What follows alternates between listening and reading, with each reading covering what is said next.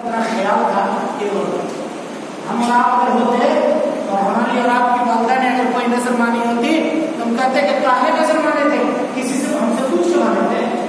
हम कहेंगे हमारी हैसियत क्या, हमारे जेब में पैसा है या नहीं है, आप नजर मान लीजिएगा। कोई कह दे कि बाबू मस्जिद में जरा हमारे नाम से एक बोरा सीमेंट दे दो, अब आप पहली बात जगह कहीं लिखवा दिया तो हमारे गांव घर में ऐसे लोग मौजूद हैं जो बाप कहेंगे आप हमसे पूछ के लिखवाए थे, कौन ला के देगा, अब चाहिए जमीन बेच करके दीजिए। ये एहतराम है माँ और बाप का हमारे निगाहों में। लेकिन एक शख्स यहूदी है, मुशरिक है, काफिर है, उसको अपने माँ के नस्ल का इस कदर ख्याल है कि एक गैर मजहब, उसके नजदीक तो गैर मजहबी में भाई मुसलमान है, वो कैदी पकड़ा गया, पहली सूरत में उसने उस कैदी को आजाद कर दिया और कहा कि जाओ, मेरी माँ ने नजर मानी थी, मैं अपनी माँ की तरफ से तुमको आजाद कर। ये यहया समरी छूटे वहां से और बिना डरे मदीने की तरफ भागे। अल्लाह के नबी सल्लल्लाहु अलैहि वसल्लम को इस सानहे की खबर देने के लिए मदीना पहुंच रहे थे कि देखा एक दरख्त के नीचे दो काफिर आराम कर रहे हैं, कबीले किलाब के। बदहवासी में इन्होंने ये समझा कि हो न हो ये दोनों भी सहाबा किराम को कत्ल करने में शामिल होंगे। तलवार निकाली और दोनों की गर्दन, दोनों को मार दिया और उसके बाद गए अल्लाह के नबी सल्लल्लाहु अलैहि वसल्लम के पास। अब ये पहुंचे नबी सल्लल्लाहु अलैहि वसल्लम के पास, सानेहा बताया। अल्लाह के नबी सल्लल्लाहु अलैहि वसल्लम को इसका इतना अफसोस हुआ कि तकरीबन 70 दिनों तक आप सल्लल्लाहु अलैहि वसल्लम नमाज में कुनूत नाज़िला पढ़ते रहे और ये कबीले हुरैना और उकल के ऊपर आप बददुआ करते रहे जिन लोगों ने सहाबा किराम को कत्ल किया था और एक हाथ से कुरान पढ़ा। इतना बड़ा आपके दिल के ऊपर ये दिलदोज वाक़या जो ग़ज़वा उहद के बाद जनाब मोहम्मद रसूलुल्लाह सल्लल्लाहु अलैहि वसल्लम को मिला। उसके बाद देखिए इन्हीं यहूदी, अब उसके बाद क्या हुआ, ये मामला हुआ ही था कि कबीले किलाब जो था इससे नबी सल्लल्लाहु अलैहि वसल्लम का पेट था कि आप हमको कत्ल नहीं कीजिएगा, लेकिन सहाबी ज़मरी ने गलती में उनके दो आदमियों को मार दिया। अब वो कबीला वाले मदीने में आ गए और कहा अल्लाह के रसूल सल्लल्लाहु अलैहि वसल्लम हमारा तो मुआहदा था, आपने आपके आदमी ने कैसे मेरे आदमी को मार दिया, हमको इंसाफ दीजिए। नबी सल्लल्लाहु अलैहि वसल्लम ने कहा कि भाई देखो गलती से कत्ल हो गया, ये जानबूझ के नहीं मारा है तुम्हारे आदमी को, अब तुम अगर राजी हो या हम तुमको खून बहा देने के लिए, दियत देने के लिए तैयार।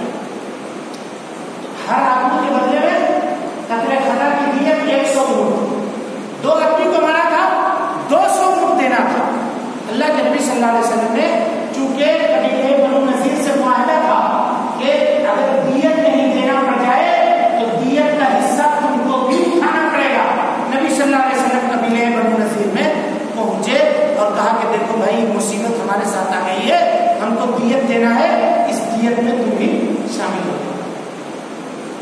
यहूदियों ने कहा मस्त वेलकम, आइए हम आपको दियत देने के लिए तैयार हैं, आइए हमारे गए। अल्लाह के नबी सल्लल्लाहु अलैहि वसल्लम इन लोगों ने बैठ करके ये प्रोग्राम बनाया। देखिए शातिर जाने यहूदियों की किस तरह से होगी। ये प्रोग्राम बनाया इन लोगों ने और ये कहा कि अल्लाह के नबी सल्लल्लाहु अलैहि वसल्लम जब आते हैं तो हम लोग यहाँ उनको गुफ्तगू में मसरूफ रखेंगे और एक आदमी दीवार के ऊपर चढ़ जाना और चक्की का जो पार्ट होता है वो पार्ट लेकर के निशाना लगा कर आपके सर के ऊपर गिरा,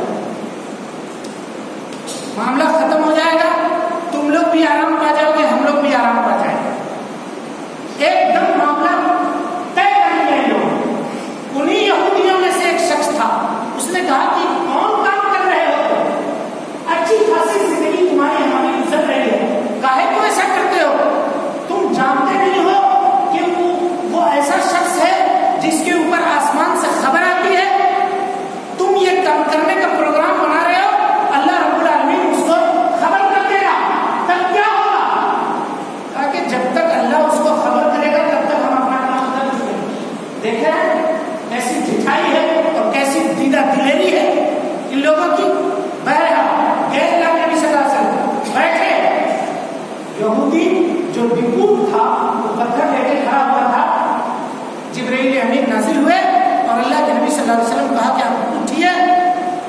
चलिए, बगैर कुछ कहे जनाब मुस्तफा सल्लल्लाहु अलैहि वसल्लम उठे और तेजी से चाल चलते हुए जो आप निकले तो सीधे मदीने जाते थे और सहाबाए किराम को जमा किया और कबीले बनु नज़ीर का मुहासरा किया, घेर लिया और कहा कि इस्लाम कबूल करो। कहा कि नहीं, हम इस्लाम कबूल नहीं करेंगे, शरीयत को नहीं मानते। तो फिर तुमको ये मुल्क छोड़ करके फिर यहाँ ये लोग खड़ा हुआ और इसने कहा कि हम मारने नहीं देंगे, कत्ल करने नहीं देंगे, इनको नहीं मारने देंगे, ये हमारे लोग हैं, हमारे रिश्तेदार हैं, हम इनसे कारोबार करते हैं। बहरहाल अल्लाह के नबी सल्लल्लाहु अलैहि वसल्लम ने फैसला किया कि तुम लोग घर बार छोड़ करके जाओ, यहाँ से हथियार नहीं लेकर के जा सकते हो, सोना चांदी जो दौलत है वो ले जाओ। मेरे भाई एक एक यहूदी ने बैल के चमड़े में उसके खाल भर करके दौलत सोना चांदी जमा करके ऊंट के ऊपर लाद करके ये लोग मदीने से लेकर के चले गए। मुअर्रिखीन ने लिखा है कि इनके घरों की जो छतें थी, छतों को इन लोगों ने उखाड़ दिया, ताकि हम अगर अपने घर में नहीं रहेंगे तो कोई दूसरा भी नहीं रहेगा। खजूर के जो दरख्त थे, जड़ से दरख्तों को काट दिया, ताकि अगर हम खजूर से फायदा नहीं उठा सकते हैं तो कोई मुसलमान हमारे बात नहीं उठाए। देख रहे हैं दुश्मनी और हसद, बुग़्ज़, अदावत इनको कैसी है हमसे। ये काम ये लोग करते हैं, यहाँ से निकल जाते हैं। जाने के बाद मदीना छोड़ करके ये लोग कहाँ बसते हैं? खैबर में। खैबर में बसने के बाद इन लोगों ने प्रोग्राम कब तक चलना, 8:30 तक चलना और ये मौजू है बहुत लंबा, तो हम इसको अब यहाँ स्टॉप करते हैं और मौजूदा दौर के अंदर जो इनकी साजिश और चालें हैं उसको बयान करते हैं। एक पॉइंट बता देने के बाद एक और कबीला बाकी है, उसका क्या अंजाम हुआ वो जान लेने के बाद खैबर ये लोग गए। खैबर में इन लोगों ने एक ग्रुप तैयार किया, उसका काम ये था कि पूरे अरब में घूम करके ये लोग मुसलमानों के खिलाफ माहौल बनाना था, माहौल तैयार करना था।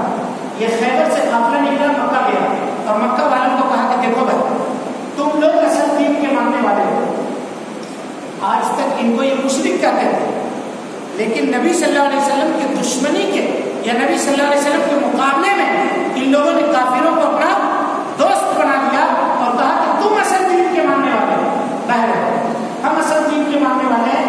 अब ऐसा करो कि चलो तुम लोग मक्का से निकलो और हम लोग भी निकलते हैं मदीना में मुसलमानों के ऊपर हमला करें। मक्का और मदीना के दरमियान एक कबीला आबाद था, उस कबीले का नाम था कबीले गतफान। इस कबीले के लोग, गतफान का जो कबीला था, इस कबीले के लोग लूट मार करने में बहुत मशहूर थे, बहुत मशहूर थे। इनको इन यहूदियों ने कहा कि देखो भाई, मदीना कितनी मालदार जगह है, ये तुमको मालूम है? कहाँ मालूम है? कहाँ हम लड़ाई करने जा रहे हैं, अगर जीत गए तो मदीने की आधी दौलत तुमको दे दे। तो कबीले गतफान वाले भी दौलत के नाम पर, इनको दीन धर्म से कोई मतलब नहीं था, ये लुटेरों का कबीला था, ये लोग मान गए, तैयार हो। बहरहाल ये सारे के सारे लोग मदीना मुनव्वरा के ऊपर हमलावर होते हैं, जो ग़ज़वे अहज़ाब के नाम से मशहूर है, जिसको ग़ज़वे खंदक कहा जाता है। उसके अंदर भी इन यहूदियों की साजिश कारफरमा थी और उसके बाद यहूदियों के बनु कुरैज़ा के लोगों ने भी अल्लाह के नबी सल्लल्लाहु अलैहि वसल्लम से बगावत की और नबी सल्लल्लाहु अलैहि वसल्लम ने बनु कुरैज़ा के लोगों को भी सबक सिखाया, उनके नौजवानों को, और वो लोग जो लड़ने के काबिल थे उनको कत्ल किया गया, उनको मारा गया, औरतों को कैदी बनाया गया। ये मामला तारीख की किताबों के अंदर आप पढ़ सकते हैं, जान सकते हैं। अब जब नबी सल्लल्लाहु अलैहि वसल्लम के बाद खुलफाए राशिदीन का दौर शुरू हुआ, तो खुलफाए राशिदीन के जमाने में हजरत अबू बकर सिद्दीक रज़ियल्लाहु तआला अन्हु के जमाने में किसी को ये नबूवत से सबसे करीब जमाना है जो हजरत अबू बकर सिद्दीक रज़ियल्लाहु तआला अन्हु का जमाना था।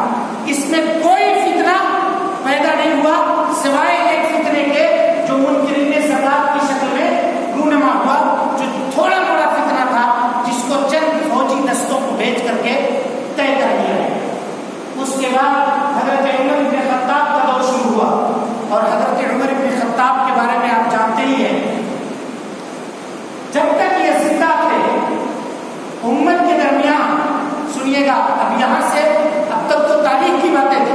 लेकिन यहां से अब हम अपने मतलब की तरफ आते हैं।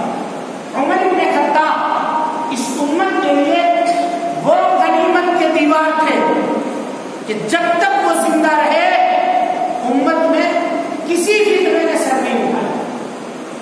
हजरत हुज़ैफा इब्न यमान जो नबी सल्लल्लाहु अलैहि वसल्लम के सिर और भेद को जानने वाले हैं और कुछ फितनों की अहादीस नबी सल्लल्लाहु अलैहि वसल्लम से सबसे ज्यादा रिवायत करने वाले हैं, इनको बुलाया हजरत उमर इब्न खत्ताब ने और पूछा कि हुज़ैफा, नबी सल्लल्लाहु अलैहि वसल्लम से फितनों के ताल्लुक से जो हदीस तुमने सुनी है वो क्या है?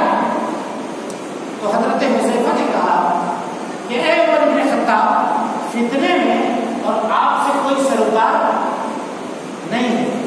कहा क्यों नहीं है? कहा इसलिए नहीं है कि अल्लाह ने इस उम्मत और इस फितने के दरमियान एक दीवार कायम किया है।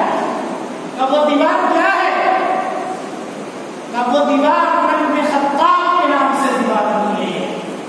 हजरत उमर ने पूछा कि ए हुज़ैफा, वो दीवार तोड़ा जाएगा या वो दरवाजा उससे खोला जाएगा, क्या किया जाएगा? कहा ए उमर इब्न खत्ताब, का कोई दरवाजा नहीं खोला जाएगा बल्कि वो दीवार ढा दिया जाएगा। ये पेशी गोई थी हजरत उमर की शहादत की जो ज़माने नबूवत में हजरत उमर के इस वाक़ये से पहले ही दे दी थी, जो फितनों की अहादीस के तौर पे हजरत हुज़ैफा इब्न यमान ने रिवायत किया है। यहूदी और सबसे पहले हजरत उमर रज़ी अल्लाह तआला अन्हु से बुग़्ज़ और अदावत इन यहूदियों को था। बैतुल मक़दिस को किसने बता करवाया? हाँ, किसने बता करवाया? हजरत उमर इब्न खत्ताब ने। मशहूर वाक़या है, अपने गुलाम के साथ गए थे चलते हुए, कभी घोड़े पर ये सवार होते थे, कभी घोड़े से ये उतरते थे। वाक़या मालूम है कि नहीं आपको? उस वाक़ये की तरफ मैं लेकर नहीं जाना चाहता हूँ, पढ़िए तारीख की किताबों को पढ़िए, तब आपको समझ में आएगा। ये दुश्मनी यहूदियों ने अपने दिल के अंदर पाली और दूसरी दुश्मनी थी इन मजूसियों को जो आज शिया के नाम से, राफ़िज़ी के नाम से जाने जाते हैं, ईरान वालों को। कि ईरान को किसने फतह किया था? किसने फतह किया था? मजूसियों की ताकत को किसने तोड़ा था? यही हजरत उमर इब्न खत्ताब रज़ियल्लाहु तआला अन्हु थे जिन्होंने तोड़ा था। मेरे भाइयों, तारीख की तल्ख़ हकीकत अगर आप सुनना चाहते हैं तो सुने। ये अभी मुहर्रम का महीना शुरू होने वाला है।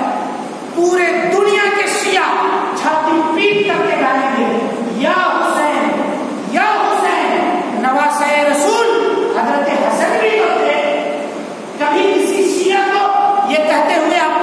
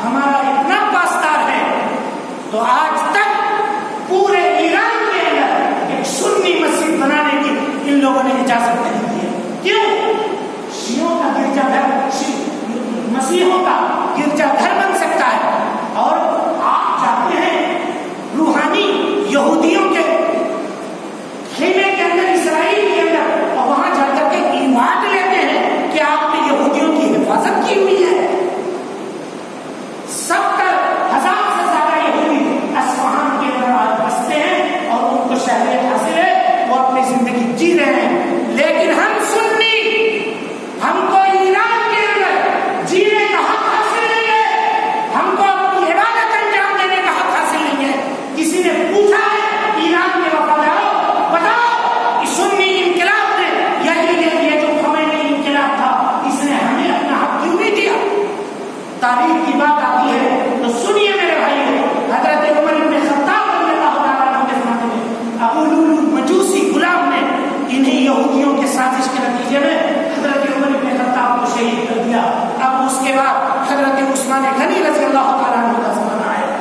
कुछ लोग हजरत उस्मान गनी के ऊपर तंज करते हैं और अपने कलम के नोक को दागदार करते हैं और ये कहते हैं कि हजरत उस्मान गनी ने अपने अकालिम को अमीर बनाया था, खलीफा बनाया था।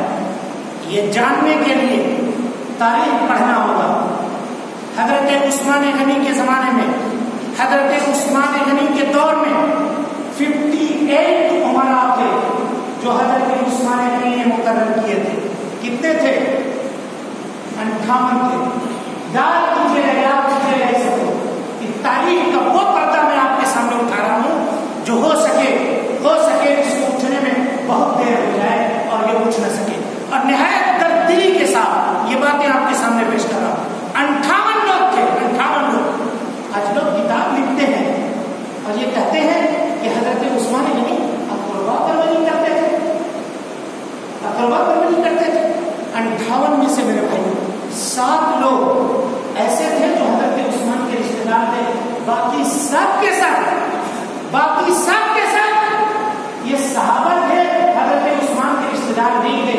और इन्हीं 8 लोगों में से 4 लोग हजरत उमर के जमाने से कंटिन्यू अमीर बनते चले आ रहे थे। इनको उस्मान गनी ने अमीर नहीं बनाया था, 4 लोगों को अमीर बनाया। समझ रहे हैं? और जिसमें सबसे ज्यादा जो चार्ज लगाते हैं ये उक़बा इब्न अबी मुईत के ऊपर लगाते हैं, जो इनके फूफी साहब भाई थे, जिनको कूफा में मुकर्रर किया था। कूफा में जानते हैं, चार्ज लगाया इनके ऊपर, कूफा वालों ने चार्ज लगाया और ये कहा कि रात को ये शराब पीते हैं। नौज़ुबिल्लाह, उक़बा इब्न अबी मुईत शराब पीते हैं। हजरत उस्मान गनी ने अपने खालसाद भाई को मदीना बुलवा करके हजरत हसन के जरिए से इनके पीठ के ऊपर शराब की हद नाफिज की है। आप कहते हैं कि अकरबा परवरी करते हैं? अगर अकरबा परवरी करते तो हजरत उस्मान इस चार्ज को छुपा जाते। मुअर्रिखीन में से आधे लोग क्यों कहते हैं कि तारीख में आज तक ये साबित नहीं किया है कि उक़बा इब्न मुईत ने यकीनन शराब पी थी। आज तक ये साबित नहीं कर सकते। ये होता है ये। लेकिन मेरे भाइयों, यहूदियों को अब ये नतीजा साजिश आ गया और साजिश करने का ये मौका मिल गया। क्या मिला?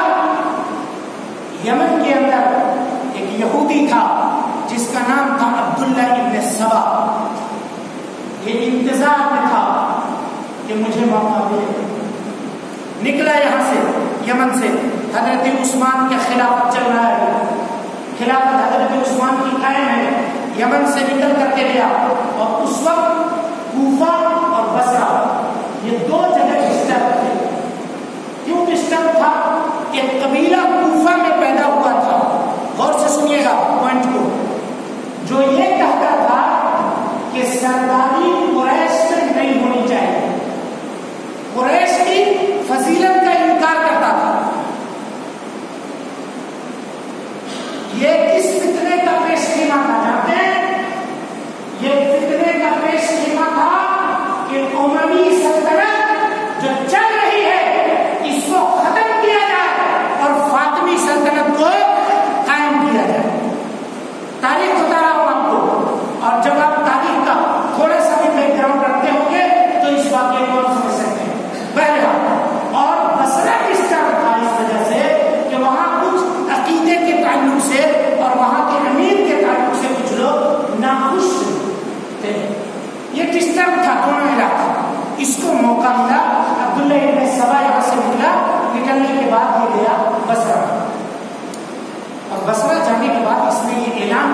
देखिएगा और कीजिएगा, इसने ये ऐलान किया और ये कहा कि भाई मुसलमान होने का ढोंग रचा इसने, और ये कहा कि भाई देखो हम लोग ये अकीदा रखते हैं कि हजरत ईसा अलैहिस्सलाम इस दुनिया में तशरीफ लाएंगे।